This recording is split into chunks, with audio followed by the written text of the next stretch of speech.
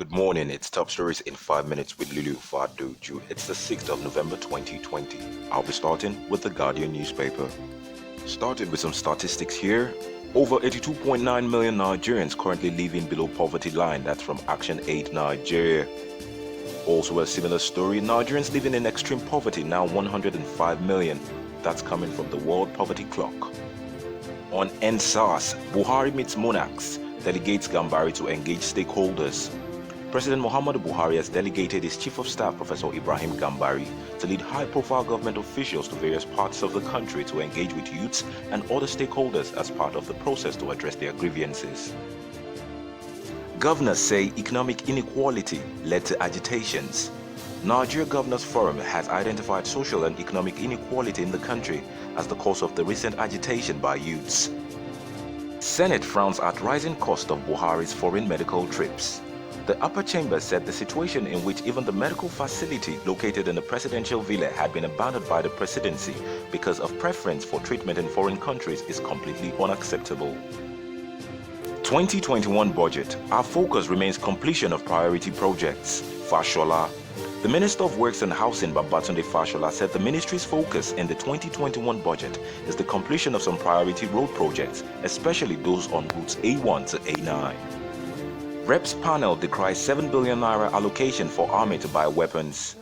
Chairman of the House Committee on the Army, Abdulrazak Namdas, who spoke at the 2021 budget defense of the Nigerian Army amounting to 509 billion naira, said 7 billion naira allocated for the procurement of arms and ammunition was grossly inadequate.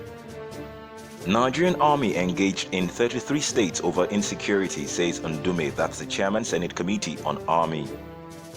Kebbi generates 8 billion naira out of 9 billion naira target for 2020. That's according to the chairman of Kebbi State Board of Internal Revenue, Iliyasu Jega.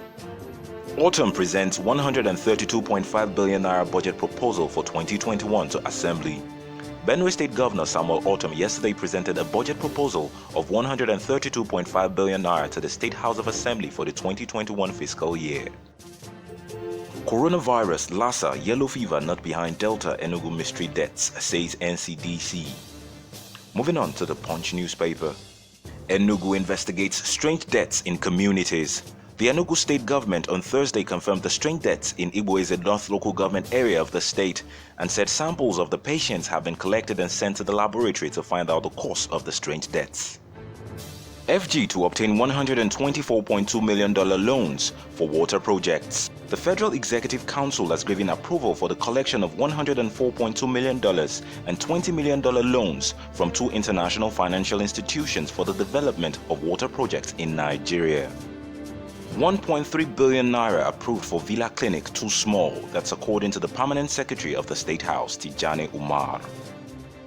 Smaller firms should handle critical projects, Fashola tells National Assembly. The federal government has called on the National Assembly to amend the Procurement Act to allow smaller construction firms to handle critical infrastructural projects. COVID-19 resurgence threatens 2021 budget, says Minister. The Minister of Finance, Budget and National Planning, Zainab Ahmed, said the ministry did not anticipate the second phase of the pandemic, which has caused the oil price to decline in the international market while planning the 2021 budget. FG not monitoring 240 revenue-generating agencies, says Senate. The Senate has expressed worry over the failure of agencies to remit revenues into the purse of the federal government, and it challenged the Office of the Accountant General of the Federation to develop a modern software that would enable government to monitor revenues as they were being paid into the Federation accounts every minute. Derivation Fund not for state governments but host communities, Omoagege. The Deputy Senate President Ovie Omoagege made a case for 100% utilization of the funds for oil-bearing communities as against the practice where states release only 50% of the money to development commissions in their states. End SARS, NAS pledged budgetary support for NPA. The management of the Nigerian Ports Authority have been advised to adjust their budget to reflect the damages suffered after the recent attacks on its headquarters by hoodlums. Lekki shootings, Army makes U-turn, appears before Lagos panel Saturday. Governors pledge support for security agencies. Nigeria reaching maximum borrowing capacity, that's according to the Kaduna State Governor El Rufai. 6.3 billion naira case. Court releases Jang's travel document to enable him travel for checkup in the United Arab Emirates. Court orders Ondo Assembly to reinstate suspended lawmaker. And Ondo State High Court has nullified the indefinite suspension of a member of the State House of Assembly, Tomide Akinribido. And that's all for today. Thanks for listening. I'm Lulu Fadoju. Do have a wonderful day.